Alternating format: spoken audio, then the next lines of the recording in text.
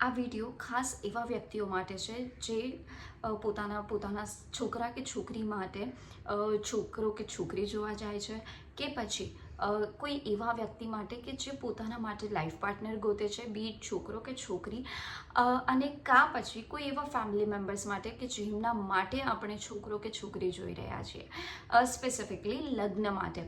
તો એ લોકો માટે વિડીયો છે. જો તમે આ ત્રણમાંથી કોઈ પણ કેટેગરીમાં આવો છો તો આ વિડીયો તમને જરૂરથી જોવો જોઈએ, અને આ વિડીયો તમને આઈ એમ શ્યોર ક્યાંક ને ક્યાંક તમે રિલેટ પણ કરી શકશો અને તમે આમાંથી કંઈક નવું પણ શીખી શકશો.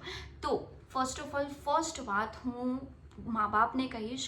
પહેલી વાત છોકરીના મા બાપ માટે કે તમે તમારી છોકરી માટે કોઈ પ્રોપર્ટી ડીલર નહીં ગોતો, કે પછી મતલબ કે આની આટલી જાયદાદ હોવી જોઈએ, આની આટલી પ્રોપર્ટી હોવી જોઈએ, આ આટલું કમાતો હોવો જોઈએ, આનું સ્પેસિફિક આવું ઘર હોવું જ જોઈએ. ના, તમે તમારી છોકરી માટે એક સારો પુરુષ ગોતી રહ્યા છો જે એને જીવનભર સાથ આપી શકે, એની સાથે એને સાચવી શકે, રાઈટ? તો એ હિસાબથી તમે પોતાની છોકરી માટે જુઓ. એવી ડિમાન્ડ નહીં રાખો કે ના, છોકરો તો આટલું જ હોવું જોઈએ. હા, ઓબ્વિયસલી દરેક પેરેન્ટ્સનું એક કન્સર્ન હોય છે કે મારી છોકરીનું ભવિષ્ય સારું હોય, પણ આઈ એમ શ્યોર જે હિસાબથી તમે એને પંપાળી છે, પ્રેમથી રાખી છે, એ જ હિસાબથી એવા નસીબ સાથે જ એ આવી હશે, અને ફ્યુચર પણ એવું જ.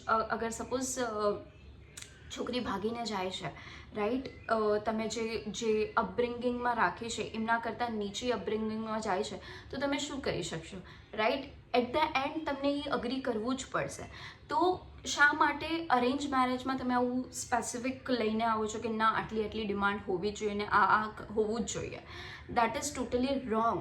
અને જો તમે છોકરાના પેરેન્ટ્સ છો તો પ્લીઝ તમારી છોકરી માટે, તમારી વહુ આવે છે એ હિસાબથી વિચારીને લઈ આવો તમારી વહુને, એ હિસાબથી તમારા છોકરા માટે છોકરી ગોતો કે જે હિસાબથી મેં પૂરા આટલા વર્ષ મતલબ મારા ઘરને સંભાળ્યું છે, આ લોકોને સંભાળ્યા છે, એ જ હિસાબથી એ નવી આવેલી છોકરી સંભાળે, એ જ રૂઢી, એ જ પરંપરામાં જેમાં હું ઘૂંટાણી છું, જે મેં સચવ્યું છે, સમાર્યું છે, એ સામેવાળું વ્યક્તિ કરે એવી એક્સપેક્ટેશન સાથે નહીં જાઓ.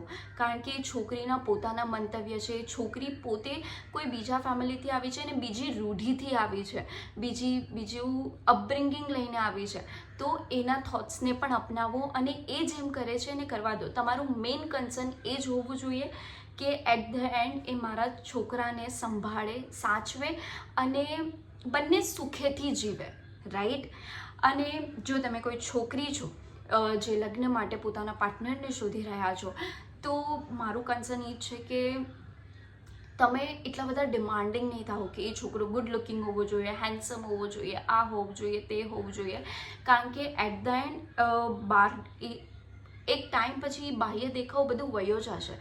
તમે પોતાના પાર્ટનરમાં એ શોધવું જોઈએ કે એ મારી સાથે કેવી રીતે વાત કરે છે, મને કેટલું સમજે છે.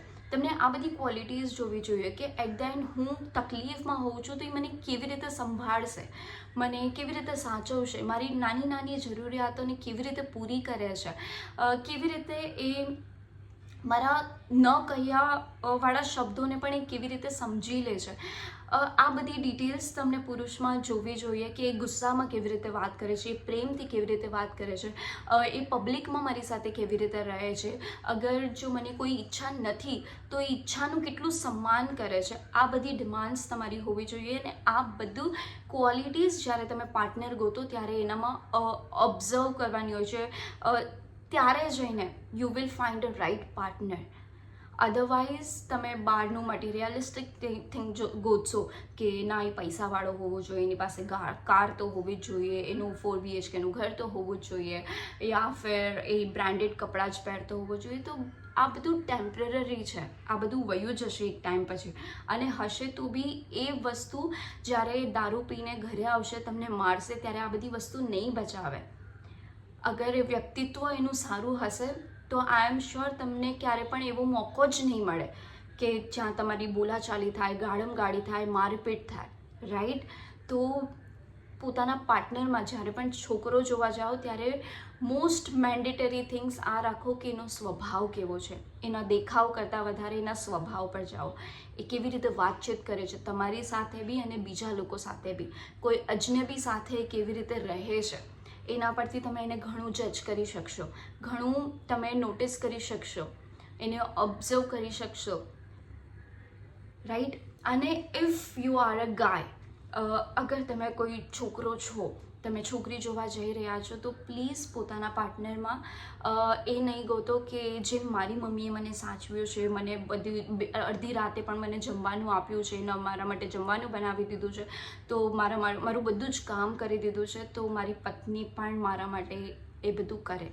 હા, ઓબ્વિયસલી છે, પત્ની છે, વાઈફ છે, તમારી પાર્ટનર છે, તો તમારા માટે કરશે, એ પ્રેમથી કરશે, પણ એને જવાબદારીના નામ પર નહીં થોપો કે ભાઈ આ તો તને કરવું જ પડશે, આ અમારી ઘરની રૂઢિ છે, પરંપરા છે, તો તને નિભાવવી જ પડશે. ના, એના પોતાના ઓપિનિયન્સ છે, એના પોતાના વિચારો છે, તો એને સમજાવી શકો છો. તમારા ઘરમાં આવે યા ફિર થોડો ટાઈમ પણ થઈ જાય તો બી એને થોડો ટાઈમ આપો એડજસ્ટ થવા માટે, અને એને ઇમોશનલી સમજો કે કેવી રીતે શું કરશે, કેવી રીતે કરશે, એને સમજાવો પ્રેમથી.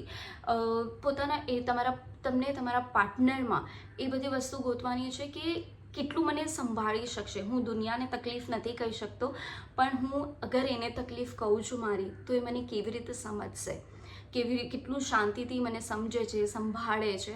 તમને પણ તમારા પાર્ટનર્સમાં આ બધી ક્વોલિટીઝ ગોતવાની છે, કેમ કે ઇટ્સ અ લોંગ ટર્મ માટે, રાઈટ.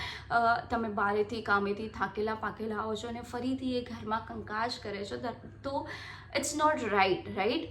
તો તમને પણ તમારા પાર્ટનરમાં ઘણી બધી ક્વોલિટીઝ ગોતવાની છે.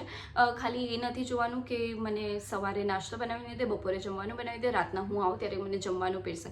ના, આજકાલની છોકરીઓ એવી નથી અને એવી બનશે પણ નહીં કદાચ. તો તમને તમારા પાર્ટનરની પ્રેફરન્સ હવે થોડું ડિફરન્ટ કરવાનું રહેશે, તો ટ્રાય કરો. અને મેઇન અને મેજર વસ્તુ કે અગર કોઈ છોકરી તમારી પાસે આ ડિમાન્ડ રાખે છે કે મારા માટે 50,000 તો મને કમાવા જ મતલબ તને કમાવીને તો લઈ આવવા જ પડશે, કાં પછી 4 BHKનું ઘર તો હોવું જ જોઈએ તારું, કે હું તારા પેરેન્ટ્સ સાથે નહીં રહું, તો તમે પણ સામે એ ડિમાન્ડ રાખી શકો છો. એ કહી શકો છો કે અગર હું તારી આ બધી વસ્તુઓને ડિમાન્ડને પૂરી કરવા રેડી થઉં છું, તો તું મને ઇમોશનલી, ફિઝિકલી અને મેન્ટલી કેટલું તું ઇન્વેસ્ટ કરીશ મારામાં.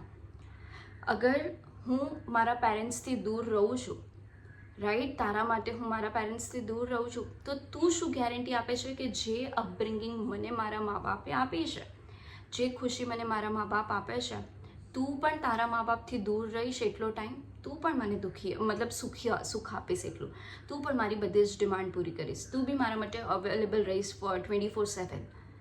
તમે પણ ડિમાન્ડ કરી શકો છો કે તું ઇમોશનલી કેટલી ઇન્વોલ્વ થઈશ આ રિલેશનમાં. It's not about always you or I. It's about us. હું અને તું સાથે. તું જ નહીં ફક્ત રિલેશનમાં, હું જ નહીં ફક્ત રિલેશનમાં. તો ઘણું બધું છે જે આવું હોવું જોઈએ રિલેશનમાં, સંબંધમાં. અને આ બધું લગ્ન પહેલાં તમને ક્લિયર કરવાનું હોય છે, લગ્ન પહેલાં આ બધી રિક્વાયરમેન્ટ્સ રાખવાની હોય છે, તો જઈને તમારું રિલેશન, કારણ કે હવેનું રિલેશન પહેલાં જેવું નથી, રાઈટ. તો વિડીયો ગમ્યો હોય, નવું કંઈક શીખ્યા હોય તો લાઇક, શેર, સબસ્ક્રાઈબ, અને જેમની સાથે શેર કરવાનું છે એમને શેર કરી દેજો.